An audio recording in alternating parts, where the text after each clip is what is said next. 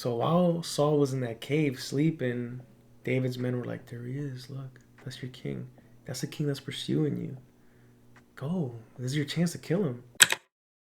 I probably would just be a listener, just kind of like a bystander. Just kind of coming into church and just like auditing. And remember, like, this is a good example because, like, a lot of us are very stubborn, right? Like, we're, like, so, like, rooted in our ways.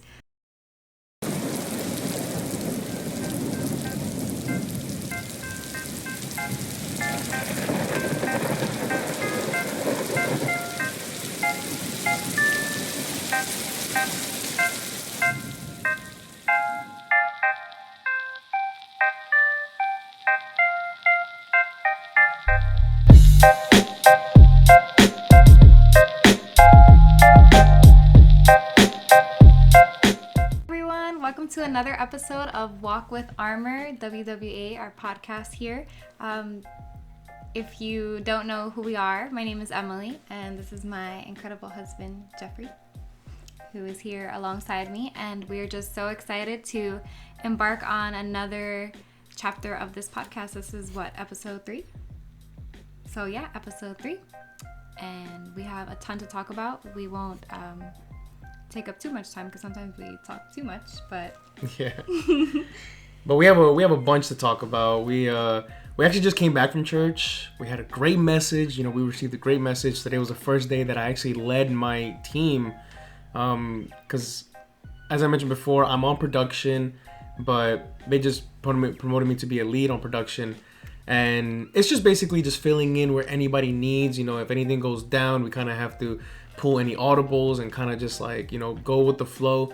I mentioned that 2 weeks ago, there were like a line of just crazy like technical issues that were going on. And I actually wasn't on that day. But, today was a success. Everything went, smooth. I had to fill in some areas, but that's just a part of the game, like just whoever needs help, whoever, has to step away. Just any coaching, it was a fun time. And we're obviously like people that serve, right? We're like volunteers of the church. But that I was talking to my coordinator today, and I feel like that's what makes it a lot better. Mm-hmm. Like there was a moment where we were talking about it, and he was like, Jeff, thank you for everything you've done, man. It was a great day. I feel like the team, we were in a great direction today. I know it was your first time. There was a couple hiccups. There was a couple things that we had to like, think of on the spot. But I trust that, you can, think of it and just execute it. And then we'll talk about it afterwards if it was a good idea or if it wasn't a good idea. And I know we ask for more responsibilities, and I know you're not getting like paid for this. And I'm like, honestly, this might sound weird, but I actually like the fact that we don't make any monetary value on this. Once monetary value is attached to serving, I feel like it kind of doesn't become like a want, It's not as like voluntary. Now it's like, okay, I gotta go to church and do this because that's my paycheck. Yeah, this is how I get paid. Yeah. So it's like you don't have like that special desire for it. And don't get me wrong, like it's great to be on staff, right? To have a staff position. Yeah, it's a blessing. Yeah, it's a blessing because you get to do the works for God and also make a living. Yeah, you get to take care of your family off of following that mission. But at the same time, it's like when what can I compare it to? Like when you join when you do a sport, mm-hmm. right? Like let's say you're doing a sport with your friends, just for fun, like volleyball, tennis. You're just with your friends all the time, and then you join a team, mm-hmm. and now the coach is on your back. The coach is making sure that you're there, 3 hours every day. You're doing summer practices. They scorn you when you're not doing good. And it's like, man, the love for this kind of went away a little bit. Because I don't have that like fun, like the desire of like voluntarily doing this. Yeah. But needless to say, it was still a like great experience. I loved every bit of it. Yeah, but with you saying that, like the desire, right, of like not having a desire to do something as much as you had a desire in the beginning, but now you don't. It made me just realize that in this walk, like for Christianity, like sometimes you may have moments where you find yourself not having like a desire to like pray, right? And so it's important in this walk to pray for that. Like when you're talking to God, you know, asking him like, God, just continue to grant me the desire to want to seek you, to want to be able to fill myself with more of you.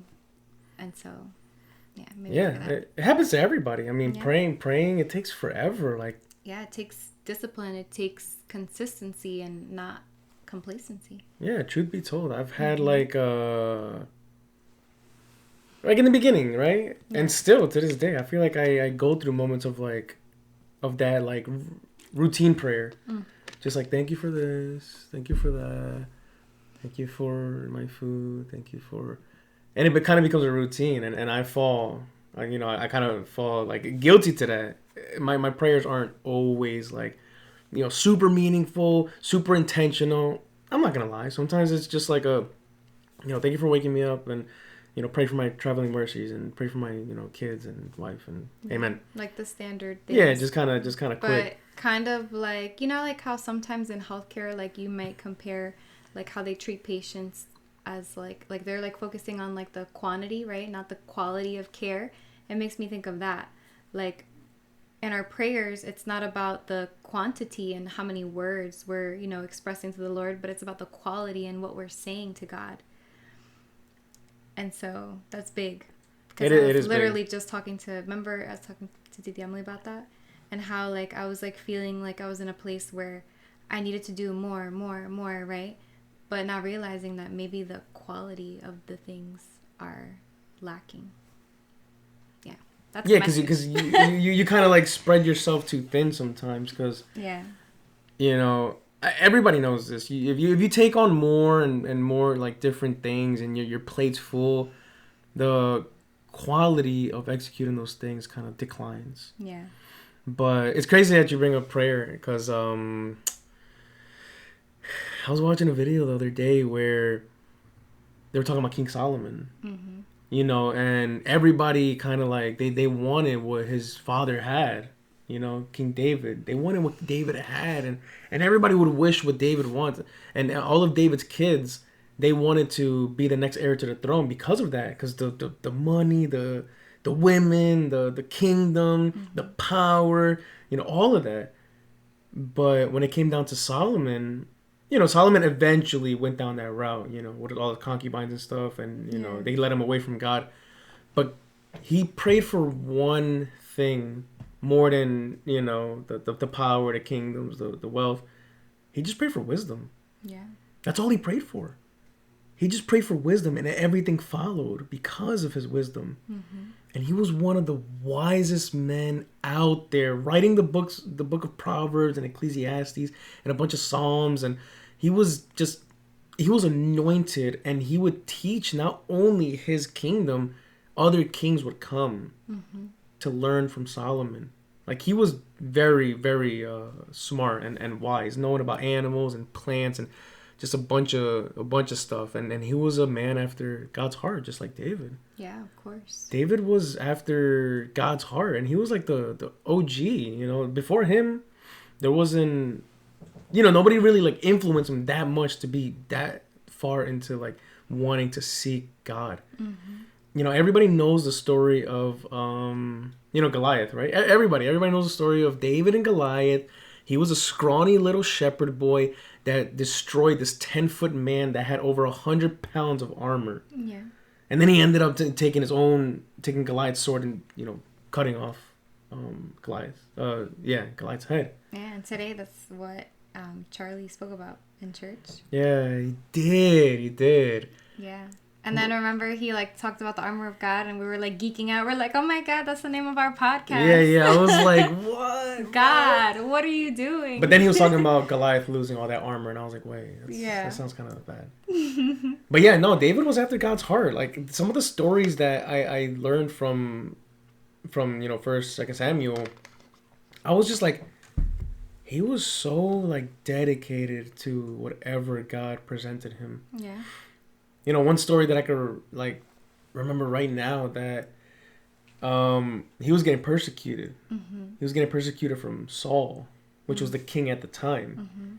And Saul was afraid that David was going to take his kingdom. So Saul decided to send people to kill David. He went to go track David himself. Like, he ran David out of the kingdom. Like, David was on the run. Yeah. So one day Saul, on the run towards David, he hid in a cave. Saul did. Because he had to take a break. He was like, oh, I gotta hide, but I'm kind of like out of my realm right now. So I don't know if David's men are around, so I'm just gonna hide in this cave. So when he hid in the cave, he didn't know that David and his men were in that cave. So while Saul was in that cave sleeping, David's men were like, there he is, look, that's your king. That's the king that's pursuing you. Go, this is your chance to kill him. And David was after God's heart so much that he was like, no, I'm not going to kill him. God anointed him. God chose him to be king of Israel. So if God chose him, I can't be the one to kill him. So what David did is that he just cut a piece of his cloth. And then, he let Saul survive the night. And Saul left. And then finally they, a while later, they actually met face to face. And he showed Saul, he was like, look, I had the chance to slay you in that cave when you were sleeping, but I didn't. Like, stop chasing me, stop pursuing me. And it just shows like his dedication. David, who wouldn't kill Saul? Like, you're gonna kill me. If anything, that's self-defense. Like, I'm gonna, this is my chance. God's not gonna get upset with me because this guy's trying to kill me. But David was like, no, I can't, because he was the first king that God chose to reign over Israel. So since God chose him, I cannot be the one that destroys him. Yeah. It was just kind of random, but I mean, it's his dedication. It's his dedication. Yeah, the persistence too. Yeah, I mean, the stories of David are some to really like hone into. Yeah, it is. I wanted to just, because you just mentioned you being a lead today, and so I just wanted to like take a little tiny moment and just honor you, to just tell you that I'm proud of you, because it's beautiful to see like how God is using you from like, seeing where you were, right, to seeing how you are now. And I kind of want to go into one of the questions I had, like knowing like where you are in your faith now, and something I think we all think about, like especially being parents, right? We think about death, and just in general, like we know that death is going to come one day. So my question to you is like where you are like right now in your faith. Do you fear death anymore? I mean, I think everybody kind of fears death, right? I feel like everybody, they don't want to die because like you lose your family, like your kids. There's gonna be people mourning for you, and it's still sad. But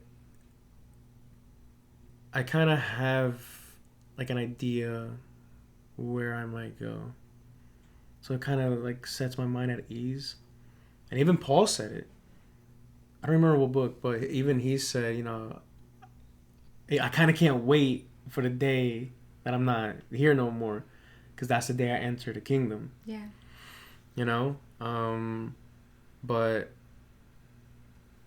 just to keep it 100% real, like of course, like there's a bit of me that fears death. I want to live a life where I could see my kids grow and maybe meet my grandkids and great grandchildren. Yeah, great grandchildren. People live that life, and then let me go. But yeah. Like how I always declare to the Lord, I'm like, God, you're gonna let me live until I'm 105, right? Yeah, you've been saying that ever since I met you. 105. Prophesizing. I would not want to be 105. Like that's. But remember, I knew that 95-year-old at my old job, like many years ago when I was a teenager working at the insurance place. Yeah. And I told you she was like running up and down the stairs. Yeah, that's an anomaly. Like I want to be an anomaly. Yeah, I guess. She must be like super healthy. Maybe like an ex-Olympian or something. Because you're not going to be 90. Not an average person's going to be 95 running upstairs. Like. Well, I'm prophesizing. But speaking of prophecies, I wanted to talk a little bit about like prophesizing because it happens a lot in the Bible. But also, I wanted to like bring it to like a personal perspective too, because remember when we first met and you told me about that pastor? What was that pastor's name? Miguel. Yeah, how Pastor Miguel like told you, he like prophesied. He's like, hey, you're gonna meet a girl, and she had like dirty blonde hair. Yeah, he was just like, I feel like he was just trying to like blow smoke in my ear, kind of just like, because he was like, dirty blonde, your parents are gonna love her, she's gonna lead you to God and this and that. I'm like, sure, pastor. But then it kind of like fell in line. I'm like, oh my God, was he like prophesying? I think so. And I mean, a lot of the stories in the Bible, like they prophesize. Like, look at Amos and Micah. Like they were prophets in the Bible, and they were used by the Lord to preach the judgment that was to come, like for the land at that time. I think it was Israel and Judah. And so it makes me like think like God doesn't have to do that. Like he doesn't have to show us like what is going to happen in the future. But he does, because he loves us, because he's preparing us, and because he has mercy, like a lot of it. Like who are we for him to take a moment to be like, wait a minute, I need to warn Jeffrey about this, or wait a minute, I need to warn like in this time the people of Israel about what judgment is going to come, right? Like he gives us like ample time to like turn our lives around, right? But I guess my question for like the viewers is, how many walls are you gonna hit before you turn your heart to the Lord? I know that's deep. Yeah, that's a hard I didn't think it was gonna get there, but it's a hard pill to swallow, because yeah. Because I hear stories where people are like, hey, I grew up in a Christian household, I grew up with Christian parents, I even went to Christian, school. How come I didn't get converted? Like, how come my life, where I am right now as a atheist, or somebody that's like questioning, how come I got friends close to me that have gotten converted and I haven't? Yeah. And you know who I think about? You probably don't listen to a lot of him, but there's a guy named Jordan Peterson. I feel like you've mentioned him a few He's a times. great philosopher. Like, before he even became huge, Edwin, my brother, he would send me videos, and it had nothing to do with religion. It's just like the guy just like he hits points in the psyche that's like, wow, it makes me like open my eyes. So to this day, he's pretty much like he's a non-believer, right? But Jordan Peterson is like, he's focusing so much on religion right now, religion topics. Yeah. He's doing like explorations of like the lands where Moses traveled, and he's bringing religion up in so much stuff. And matter of fact, even though he's still like not set in stone about this religion, so many people have converted because of his like discoveries and his conversations. Wow. So maybe it's not your time, to receive it. Maybe it's people have their own timing. Yeah. To really like seek the Lord. But just because you haven't like got that yet doesn't mean that you don't have a plan for it to happen in the future. Yeah. It's not like, hey, I haven't found it by 20. Like, that's it. Like, I'm already set in my ways. No. I mean, at any point, God could just like turn it around. Like that song that's like, God turn it around, God turn it around. How's it go again? And so, no, I'm not. Well, no, because I'm trying to remember. I'm not singing right now. Is it like turn it around? No, right? No, it's God turn it around. But can you like? Is that the melody of it? Yeah. No, it's not. There's no way it's like, God turn it around, God turn it around. There's no way that's the real. I'm not singing on the podcast. All right, whatever. But that's what I'm saying. Like, it's never too late. There's people in their 40s, 50s, 60s, 70s, and then they get that. Yeah. Come to Jesus Remember moment. the pastor brought that up about his aunt, and that they had a conversation, and she was like, I think she was in her 50s, and he like told her like, isn't it beautiful, Diti, that you're like following the Lord now? And then she said, oh, but it's sad that it took me so long to do it.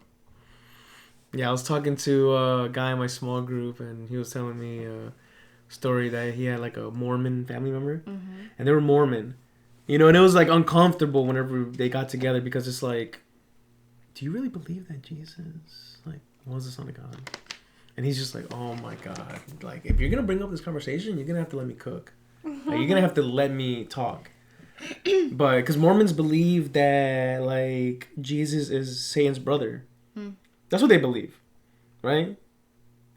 And I don't know anything else about Mormonism, but one day they went to Applebee's and they had like a cordial conversation. She let him talk about Jesus more, and she like on the way out, she like I think she had like knee pain, and then it arised during that, you know, when they were eating, and then they were in the parking lot, and then she was like, "Hey, so this pain is coming back. What, you know what? Let me see if your Jesus can heal me right now." And he was like, "You know what? I'm gonna pray for your knee, and your knee's gonna get healed today." And this is like a true story.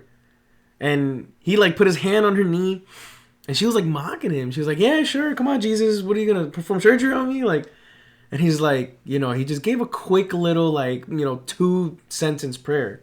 Just like, Jesus, you know, heal this lady's knee and, you know, let her walk and not go through this pain again.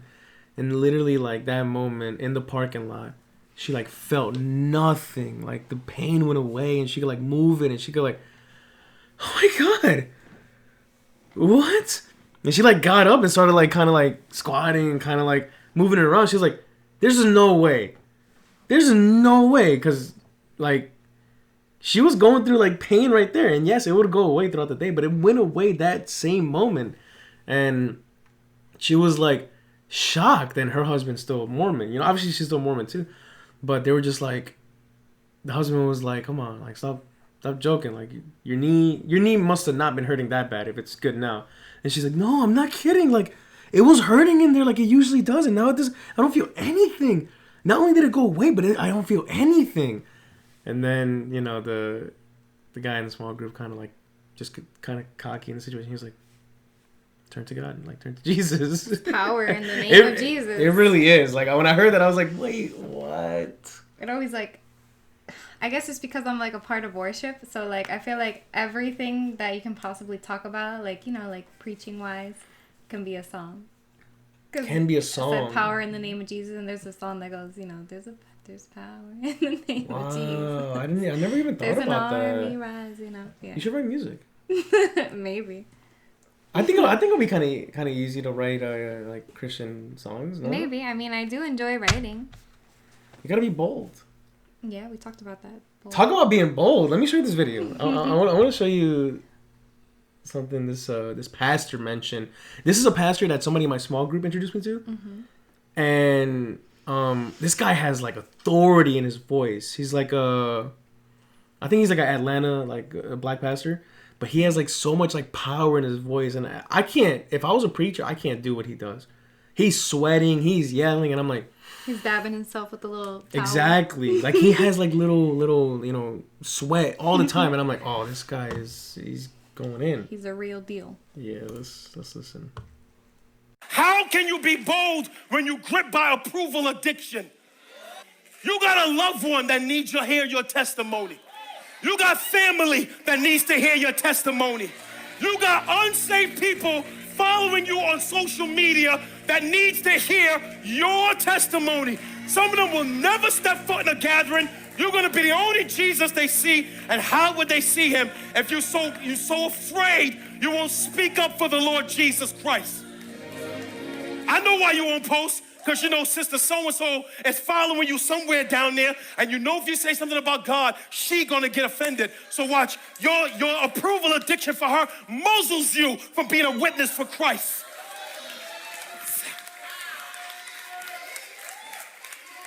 I wish I could just smack somebody in their mouth right now and say, fire come to your mouth. Fire come to your mouth. Wow. He's great. Like Great. I've been watching more of his videos, and like I'm just like, man, this guy is, I don't know if it's just screaming, but it's like getting to me. Oh my gosh. But hold on, before you continue, if I ever walked into a church and I heard somebody say fire to your mouth, I'll be like, what? I thought this guy was Christian. Like, fire come The to your fire of mouth. the Holy Spirit to your mouth. Yeah, he didn't say that. So if I hear fire to your mouth, I'm like, oh, he's about to fight somebody in the front row. It's so profound, right? Because like we're living in a world where everything is revolving around social media, right? And in that was such a good example what he said about like how, oh, you're scared to say something about Jesus because of so and so, they're following you. But it made me go even deeper into, yeah, you're scared to say that and post this about Jesus because so and so is following you, and you're worried that they might unfollow you. And like, are we serious? Right? Like, why does that matter? It shouldn't. It shouldn't. But that makes me want to go into 2 Timothy 2, chapter 2, verse 17 through 15 through 17, excuse me. Do you want to read it? 2 Timothy chapter 2, 15 to 17 or 18? 15 through 17, but stop right here. Okay, so do your best to present yourself to God as one approved, a worker who does not need to be ashamed and who correctly handles the word of the truth. Avoid godless chatter, because those who indulge in it will become more and more ungodly. Their teachings will spread like gangrene. So does that not correlate perfectly with that video? And I was reading in Timothy maybe about a week ago, and it just made me have like a realization, right? Or kind of like a soul check in a sense, where I was just, writing, and my thoughts were, I mean, this is not only for me, but I hope it ministers to others, where you aren't living for the world's approval, nor for the world's benefits, but you are living and breathing because of God's will, because of God's plan, because of his agenda. So just continue, being humble and being obedient and being slow to anger and being, slow to speak and careful with your words, and steer clear like from conversations that aren't going to benefit you, that aren't good for you and your soul, and like where you are, right, in your walk, things that won't fill your cup, things that may end up draining your cup, right? And so I also wrote, put your trust in God and give your hearts to him. It made me think of a strainer, like when you're like draining like pasta. And so a strainer, that drains out the water of freshly cooked pasta. And so God will strain the qualities displeasing to him. He'll remove the ingredients that don't belong in the recipe. So just remember, like the word says, and I think it's in Psalms, about being fearfully and wonderfully made, like how he knitted you in your mother's womb, right? And so just remember, like, who we are. Like, we are sons and daughters of King Jesus. I repeat that with our daughter every night, and when Donnie's old enough, I'll do it with him. But every night, like we do words of affirmation, like I'm kind, I'm beautiful, I'm bold, I'm brave, I'm strong. And the last thing we always say is, I'm daughter of, and she says, King Jesus. King Jesus. It's so, the cutest thing. Yeah. King Jesus. And so I just think it's beautiful how you wanted to bring up this video, and that was one of the scriptures that were lined up. Yeah, to tie in with that, like the fruits of the Spirit. Oh, you're giving her, words of affirmation, but these are like kind of like words of affirmation too. Yeah. That we look at and we want to be like. Yeah. So the fruits of the Spirit, because we mentioned it last video, you find this in Galatians 5, verse 22 to 26, and it reads, "But the fruit of the Spirit is love, joy, peace, forbearance, kindness, goodness, faithfulness, gentleness, and self-control. Against such things there is no law." So those who belong to Christ Jesus have crucified the flesh with its passions and desires. Since we live by the Spirit, let us keep in step with the Spirit. Let us not become conceited, provoking, and envying each other. Wow. That last line. Let us not become conceited, provoking, or being jealous of one another. Envious. Yeah. Because those things come from the enemy. And we're supposed to love each other. And it creates like that hatred and division, and like people say, comparison is the thief of joy. And Charlie spoke about comparison today too. He did. Shout out to Charlie. Like I'm kind of like, because I was serving today. Yeah. So I did, I listened to it, a couple times, the sermon. Mm-hmm. But now piecing it together, now that it's coming back, it's like he did mention that. He did mention this too, and it's, I don't know, it's good stuff. I mean, you can't go wrong with these teachings, Yeah, that makes me want to briefly go into JLA. Because today was JLA Info Day, and sadly, unfortunately, I couldn't be a part of it. But the reason why I couldn't be a part of it was a positive reason, was because my husband was leading, for all 4 services today. Yeah, but explain JLA. I mean, so I want to share, but I just want to shout out JLA and all of the members, because they were the ones that put it all together, and I couldn't help them. So I'm sorry, but I love you guys. But anyways, JLA Info Day. So they were just sharing about what JLA is at Journey Church. And, it's an opportunity that allows you to have like an internship, right, at the church. And you get to, further pursue your college education, whatever that looks like, whether it's in, ministry, being a nurse, whatever the case is. But I think it's awesome because, like, the students that are there like full time, they're there like Tuesdays and Thursdays, like pretty much all day, and they do things like, like the heart of the house and like cleaning up the church and all. But then you have like something new that they just opened up, and it's called JLA Flex, which is something that I'm in. So it's like for mommies like me, or anyone that's just busy, maybe they work multiple jobs. You don't have to be a parent to be in Flex, but if it's like the lifestyle of those that are just in a different season of their life, right? And so shout out to JLA. They're doing beautiful things, and I know that God is going to continue to move through everyone. Yeah, and that stands for Journey Leadership Academy, and I love the JLA people. I'm not part of JLA, but they do internships with like every kind of like area of the church. So we get like a few of the interns on production, and they're dedicated. They learn quick, and they're with us for like a week or two, and they're already kind of like knowing everything. They're like, hey, I'm getting your headset. Let me get comms ready. Let me get the lights ready. Let me start, playing around with this board. I'm like, oh, you guys are quick learners. Yeah. And they're great. Like, they're great people to be around. They bring this atmosphere of like, hey, my hands are free. If you guys need anything, they're not just like in the corner, just like, hey, I'm here because I have to be. Yeah, they're here to serve, just like we should be. We're here to serve. They're involved. Look at Jesus. He washed the feet of his disciples. Exactly. That's big. He definitely served, and we gotta serve. We gotta serve more. We gotta pick up more. We gotta pick up more areas and start joining the parking team. No, we gotta slow down, because sometimes we need to slow down because we could burn out. Oh, okay. But I mean, just like striving to be more like him in that sense. Like they did that in our women like worship small group. Remember we like had a washing feet ceremony? Yeah, that's actually really like humbling. Yeah, going through something like that. Yeah. I remember like when I had my like time and they did it, and I was just bawling.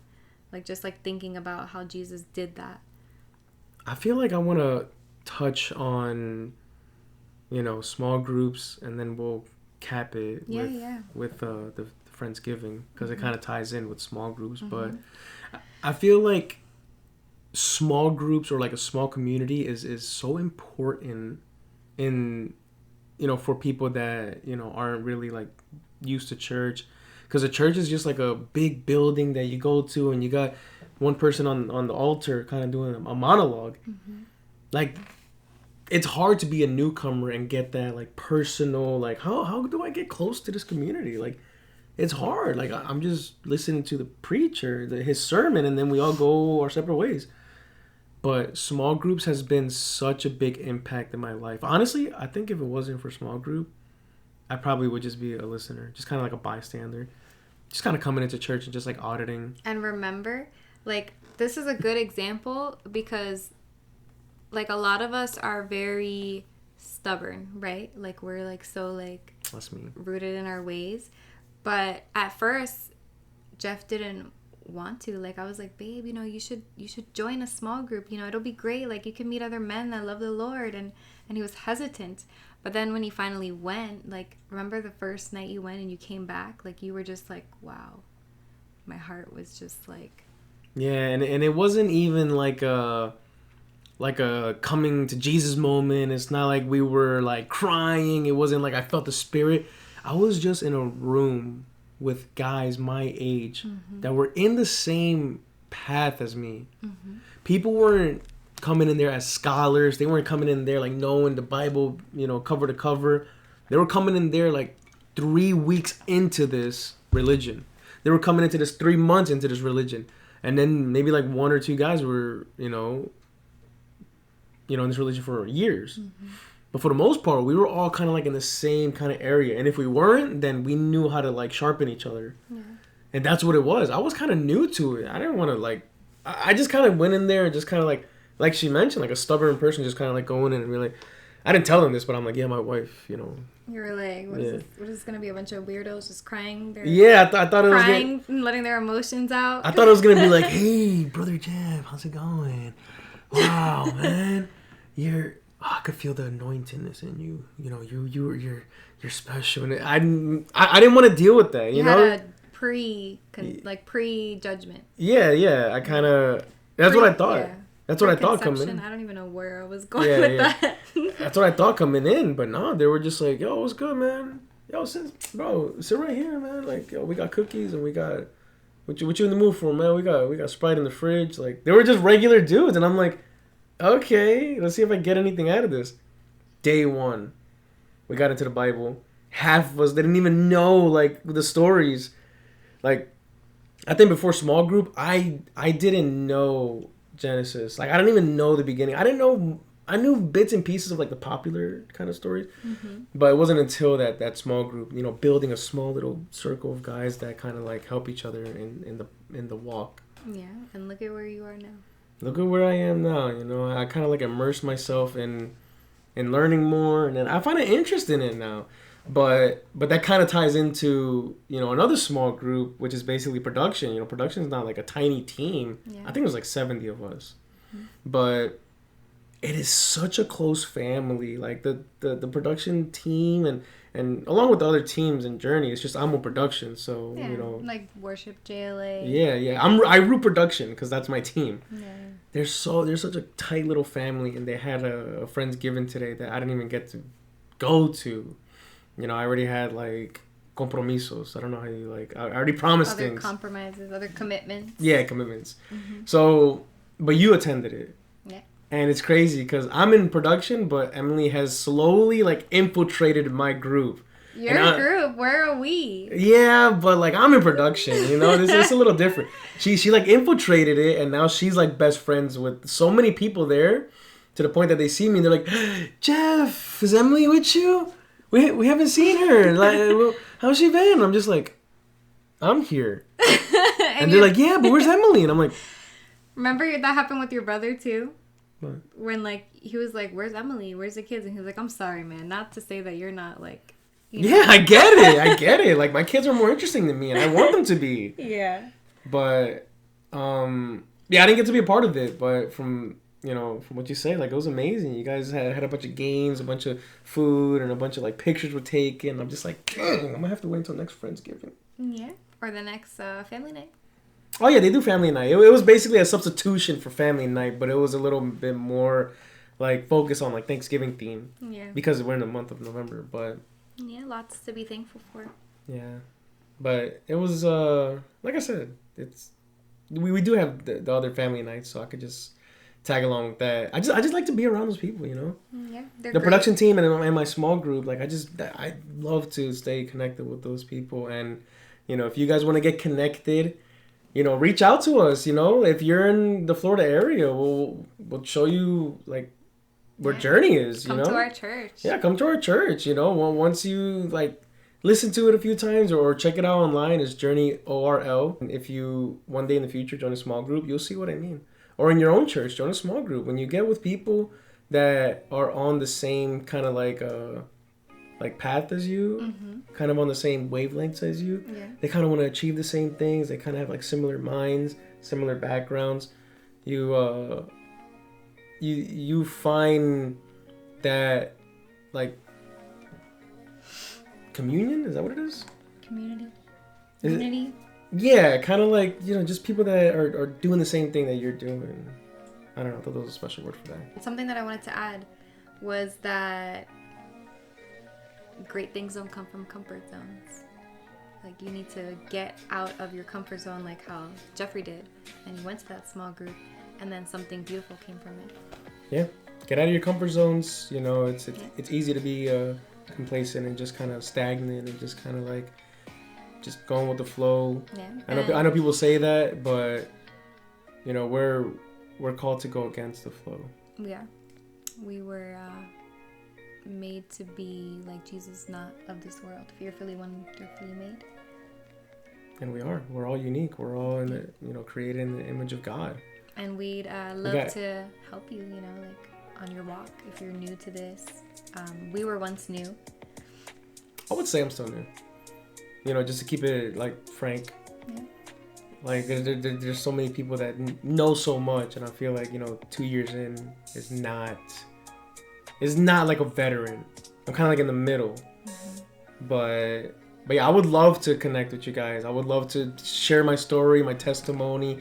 Kind of like my plan on reading the Bible. I got different Bible plans, but prayer requests. Remember the email? We have an email, so if you guys like have anything personal that you want us to pray about, like reach out. We are so serious about like you reaching out. We're totally okay with it. walkwithhonor@gmail.com. Yes. Leave a comment. Well, not armor. Oh, yeah, armor. Same thing, right? Don't email Walk with Honor because I don't know who that is. Yeah, it might go to somebody They're gonna else. be like a prayer request for a new car. What? Walk with armor. It's still with honor, right? You're walking with honor. Yeah, the walking with armor of God. It's an honor to do yeah, so. it's the same thing. Play on words. Yeah. But hopefully you guys enjoyed that video. Like, subscribe, dislike if you didn't like it. Comment. Okay. If you got anything to say. Constructive, criticism. Whatever you have. All is welcome. Whatever you have in your beautiful little minds. We love you guys. Love you guys. God bless you. God bless you. Have a great week.